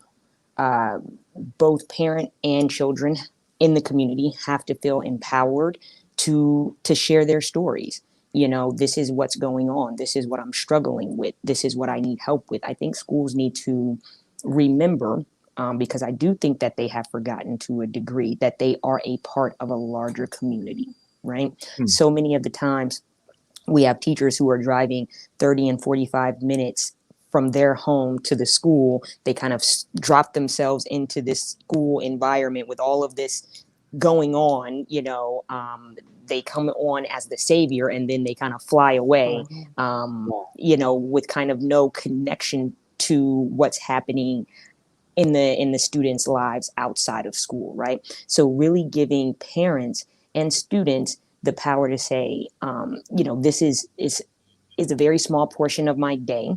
And what happens outside of here determines what happens inside of here, right? So when you're coming at me for falling asleep, well, do I have to work a job to help my parents? When you're coming at me because, you know, I'm not focusing on what you're talking about, is it because there's something more going on? I just think that the voice is missing. Parent and student voice is just, it's missing out of a lot of these school communities. And in this current climate, right, where everything is online, I think the small voices that were at one, you know, previously being out there are even being silenced at this point. You know, Ashley, you touch on some really important pieces. I remember serving on the turnaround team for Germantown High before Germantown closed, and you're talking about a school with 1,100 students, and it's hard to get, you know, 30 parents to the home and school meeting, and there clearly becomes this disconnect between advocacy for the children and what they need. But then, to your point, it's not just the children sometimes that are dealing with a lot; it's the parent, and so Lynette, I'll raise my hand. I've got issues, right? And despite leadership, despite positioning, those issues still exist. Every day you look in that file cabinet, you open that drawer of your mind or spirit and body, and you recognize that file folder did not go anywhere. You're helping us not throw it further to the back of the file cabinet, but to put it on the table and to begin to unpack it for that corporate professional, for that parent that Ashley's talking about, the one that needs to show up at home and school, but I've got issues and I don't want to expose them to the rest of the student body. And so I'm hurting my child by not being present, but I still really need to be there.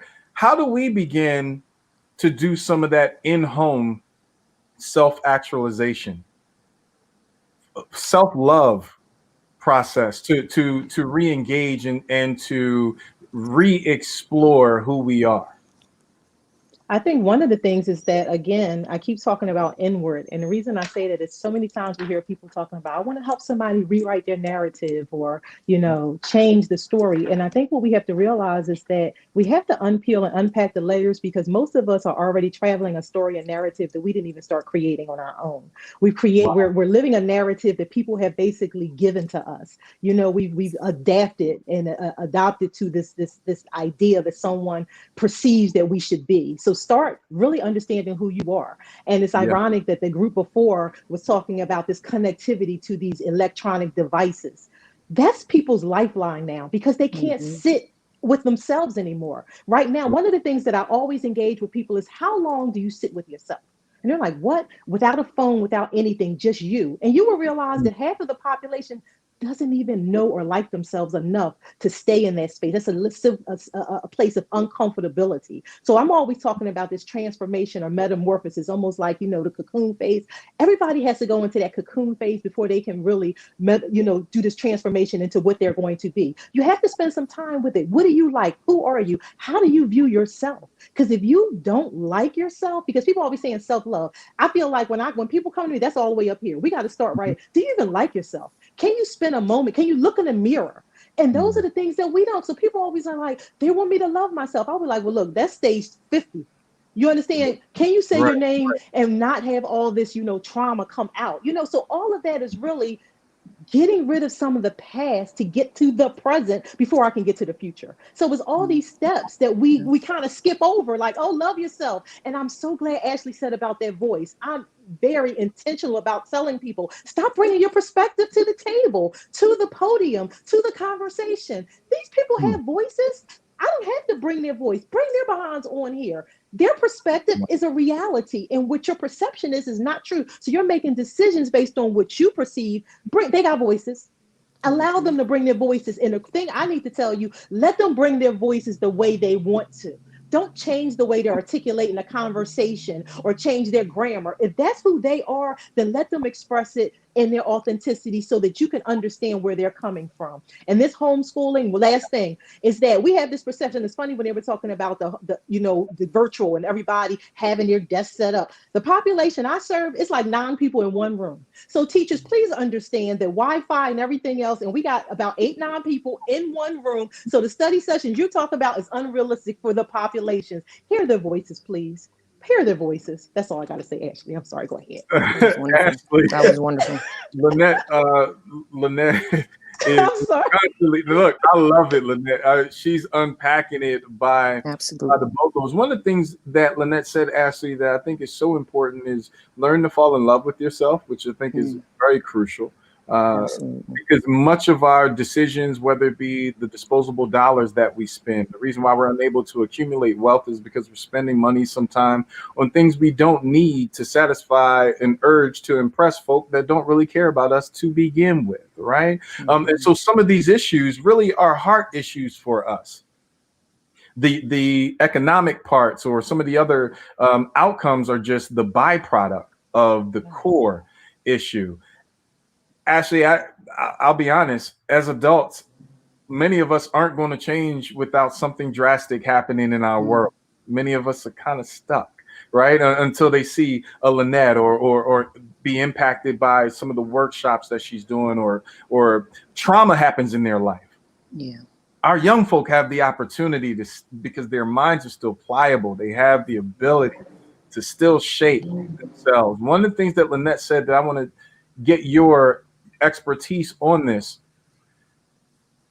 If we aren't able to live with ourselves for a minute, how do we expect others to live with us for a lifetime, right? And so all this technology we've placed around us to cover up and help us cope with being by ourselves. How do we help our children to fall in love with themselves, to be willing to be by themselves, and not fall under technology's grasp, which says connect all the time, whether it be right or wrong? Sure, I think that's such a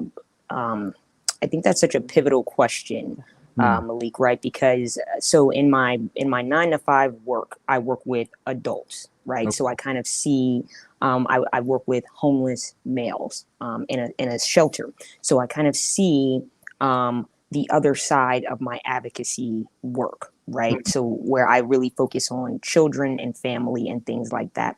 So I think that if we don't reach our children at a certain point, right, just like what you said, they will become stuck in these cycles of negativity, of destruction, and just going down a path that is not positive. And will not lead to any success for them, however they define that for themselves. So to try, because that's all I can attempt to do, to answer your question, even as I think about it for my own self, I have four sons, very different personalities, very different ideas about things, and making sure that they stay on a good path as determined by them, but a path that is positive. I think that we have to constantly and consistently, and it is very difficult, be honest with our children, right? I think that when we paint a rosy picture, right, kind of what was given to us, go to school, get a good job, get married, make money, right? And when it doesn't go that way, then we're the failure. We've done something wrong, right? To be very honest that, life is hard. There's going to be bumps. You're going to make mistakes, but you have a village, hopefully, right? You have supports.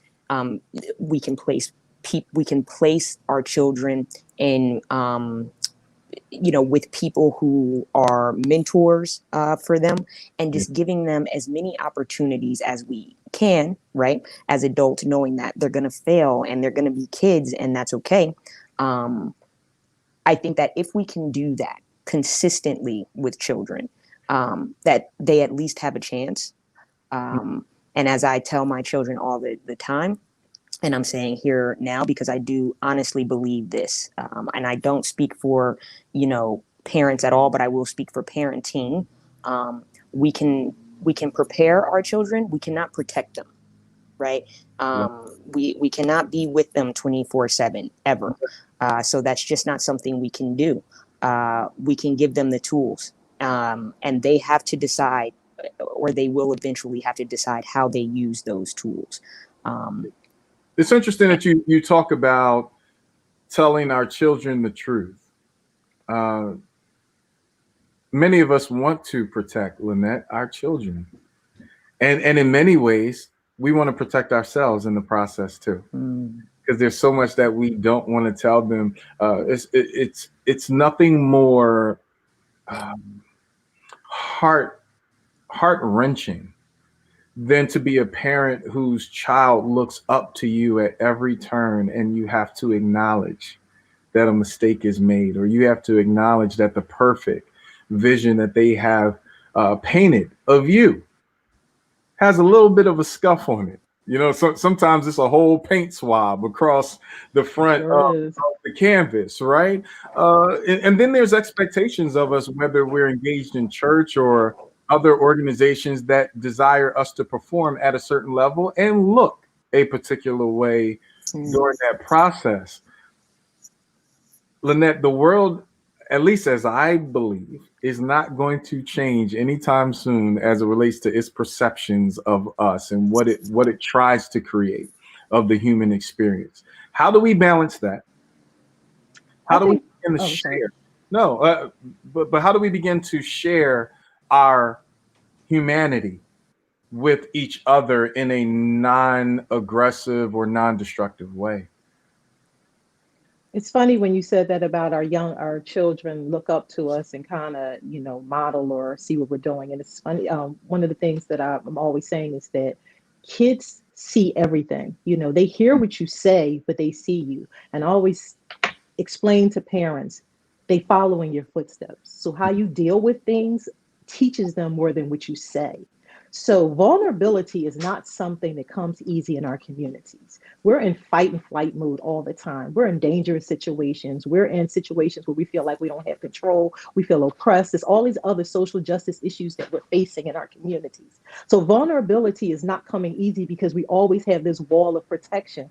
So one of the things is that performative activism, performative action gets tiresome. That weighs on us. You have to be this person and be this person here. And at some point, you just kind of break. And that's what we're working with now in our communities. You can't put on this act forever because, again, your kids see what's going on. They see the tears that when you get off the social media, or when you get off the call with the church, or when you get off, they see all that. So that's the impact that matters the most, because this is who you're formulating to be the adult, the person who's going to take the next role in our communities.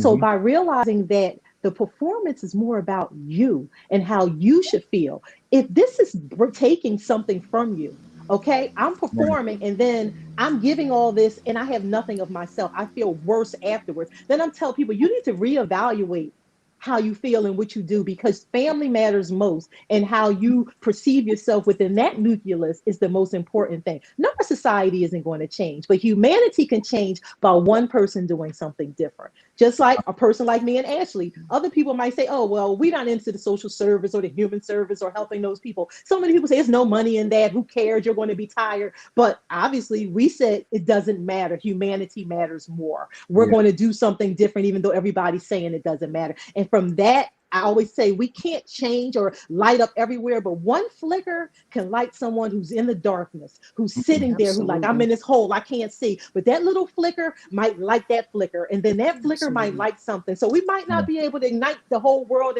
and the whole community, but my flicker then got somebody out of that cave or the hole to see something, and then that testimony can tell something else. Ashley, Lynette reminds me of Malcolm Gladwell's tipping point. And the ability to utilize that touch point in order to create a wave that changes the world.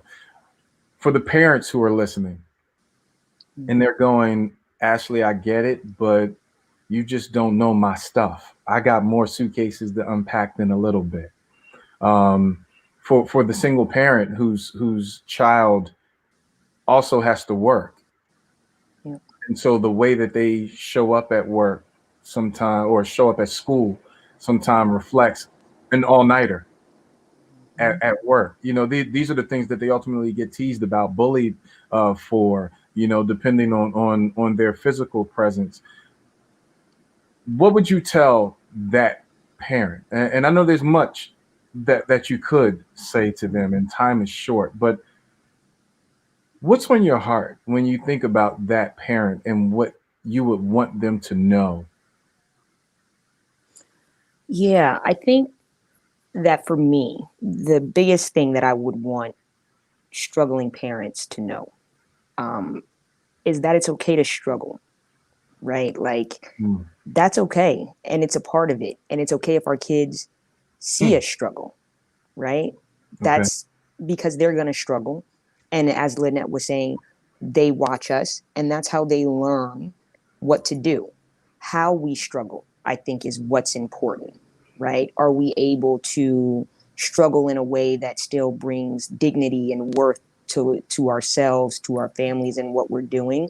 Or are we stepping back from the struggle and refusing to struggle at all and just kind of going through the motions of our day-to-day lives? And that's what our kids are seeing. Wow.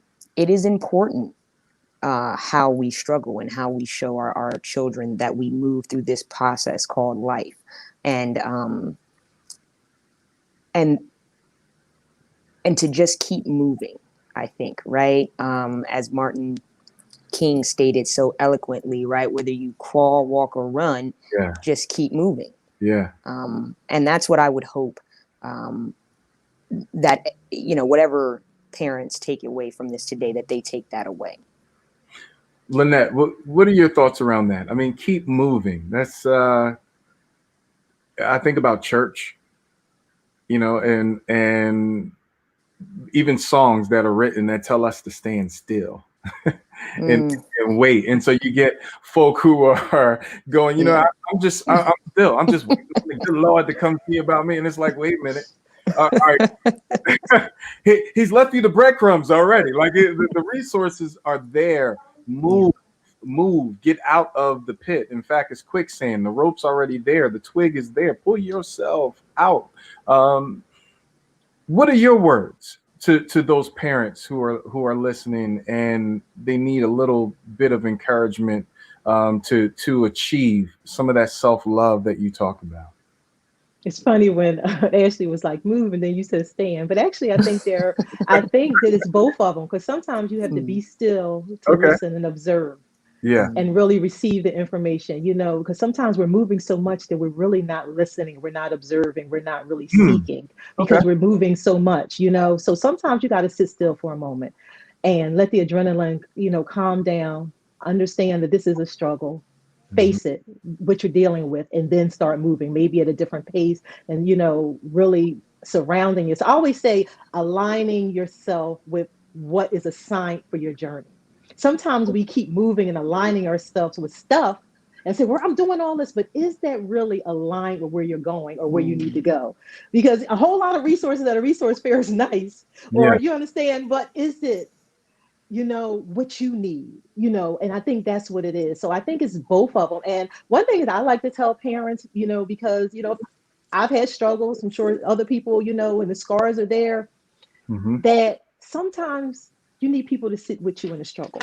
And I'm really intentional about, you know, I'm gonna sit here with you in the struggle. I'm just going to sit here. I'm not going to tell you where to go, what to do. We just want to sit here for a moment and Right. realize this is where you are. And you don't know how empowering that is, because everybody has told them, move, do this, you got to do this. And sometimes you're like, I'm here. I need somebody present with me right now. Right. And then understand their story, because all of us have struggles, but not everybody's struggle is the same, and everybody's circumstance is the same, and not everybody's circle of support is the same. This assumption that everybody has support is not always the case, because sometimes they got to go out into another arena to get that. And I think sometimes that's what it is. Sit with them for a moment in that struggle and understand that this is normal. This happens in life, and what can we do after that? And I think that's so important. We can't always keep saying what you got to do, what you're going to do, and allow them to, this is their reality, allow them to speak it and move forward after that. And they might sit still for a moment, okay, and then they might move for a moment, then they might sit still again. But that's what it is. Everybody's journey is different, and really encouraging people along their journey. As I tell people when they come into my office, when I talk to them, I'm walking alongside of you. You're unpacking and packing that suitcase, because we might think this might work, and then it might not, but allowing them the flexibility to realize that things are going to change, and that you got me on the side. You know what's interesting, Ashley? So my youngest daughter, I wanted her to go a particular way, I'm sorry. in terms of how I thought. I wanted my young daughter to grow up, and it became evident very quickly she had her own thing, and Daddy had to get out the way, or else I was going to get ran over by that Mack truck, right? And so, down to the movies that she likes. I wanted her. I'm like, hey, go learn, Spanish or French, and she's like, no, I think I want to do Mandarin and then Japanese. I'm like, huh? Like, what are you talking about? Yes. How does that fit in the African American experience? Like, all of these things that were scars on me, I was projecting on her. And ultimately I had to step back so that I could love the woman that she was growing into.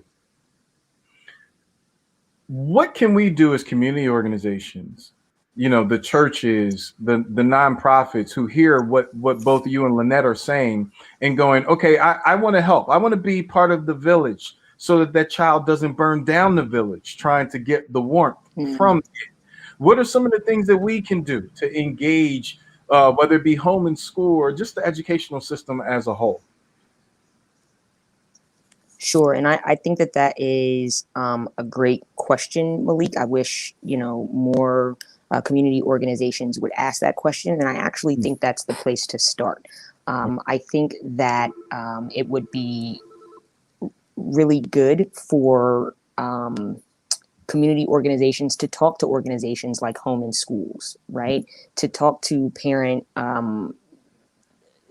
back to school nights, places where parents are, to get that feedback. What is it that you need to support your child? What can we do as a part of this, or as an organization that wants to help this community? How can we set up programs or fund resources that will really benefit your students and your community? I think just starting there by asking the basic questions. So many times what we find is that organizations have done all this research, right? Looked at all these statistics and data, but haven't talked to anyone who's currently in the community, right? So I think we just lost Ashley. So, but she was giving it to us. And so I'm going to tag team you in. I'm going to treat you like Saturday morning wrestling, right? So I'm tagging you into the ring, Lynette. Tell us your answer to that question. What can orgs do to get engaged and involved? And I think Ashley was right on point. So basically, listen to what they have to say. Don't make assumptions based on what you think they need. Go into the communities, go into the schools, talk to the people who are actually in those spaces, and add resources that make sense. Again, I'm so glad she was talking about these research and, we did these studies, but were they done in Philadelphia? Were they done in impoverished areas? Were they done in highly, in communities of color, so I think that is so important.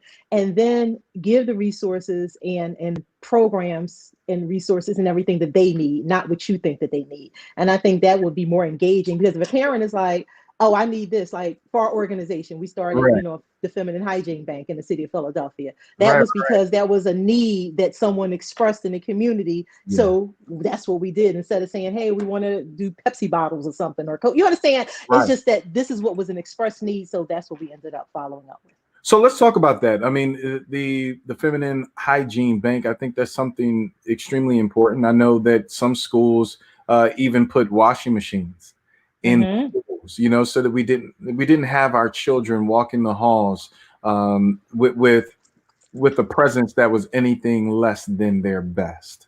Yes. You are doing the same thing, but on a broader scale, not just schools, but citywide, you know, countrywide. Talk about how those little things make an impact when we're talking about self-love, self-actualization, and blooming into that beautiful flower that God has created for us to be. Well, No More Secrets created the only feminine hygiene bank in Philadelphia and thus the tri-state area and delivery service in the nation to people living at home in poverty or experiencing economic hardships. We came into this space just because people were being referred to us, young girls who were acting out sexually or making poor decisions, and we found out they were engaging in survival sex and activities to get a pad or tampon. And then we found out that there were no federal programs, no banks or whatever. So to me, I thought it was discriminatory, still do. We've been doing this for 5 years, and we are intentional about highlighting that this is a issue that needs to be addressed in our community, city, state, and federal level. We can give out free condoms, we can give out needle exchanges, but because of our patriarchal society, I hate to say it, that does not understand that this is a normal, natural part of life, we're not supplying them. So I think it's just really important that our organization kind of stepped in. We don't have funding or anything. We've been doing it all through donations, and we give out about 38,000 products a week in the city of Philadelphia alone. Wow, 38,000. Over 38,000 products a week in the city, and we ship nationwide, so it's even more than that.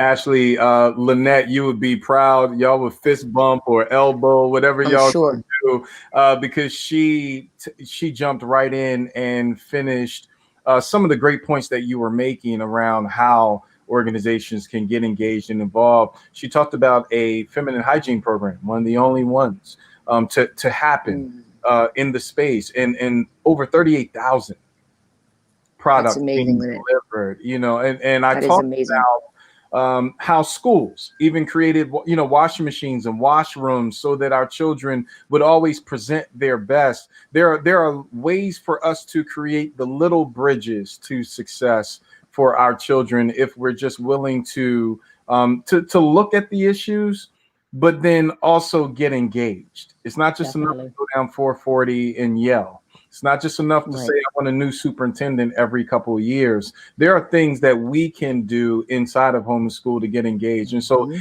we kind of close the interview up, I want to make sure that the broadcast audience understands the organizations that both of you are leading and a part of, and how we can get engaged. And so, Ashley, since you're back, I'm tagging you in now. Yes. Talk to us about the council. And how we can support the great work that you and the organization are doing.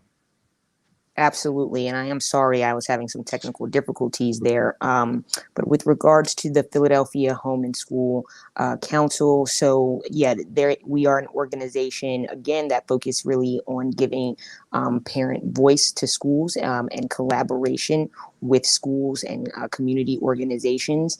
Our main goal is to develop a home and school in every public and charter school in the city. So if you are interested in making sure that parents' voice are heard in schools, families' voice are heard in communities, please check in with your school to see if they have a home and school that you can join.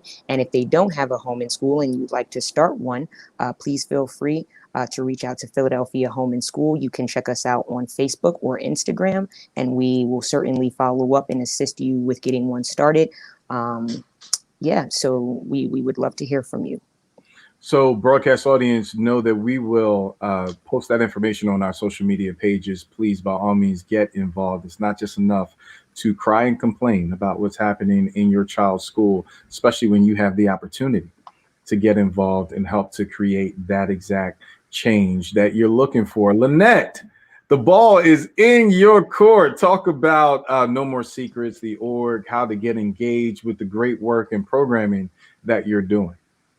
Okay, so No More Secrets, you can always go to our web, No More Secrets, mbs.org. It has a list of different programs we're doing, but we really need support for our hashtag Black Girls Bleed. That's our End Period Poverty campaign movement that we're addressing in the city, in the states, nationally, to end period poverty in vulnerable communities by giving out a 3 to 5 month supply of free menstrual supplies to every menstruator in the home.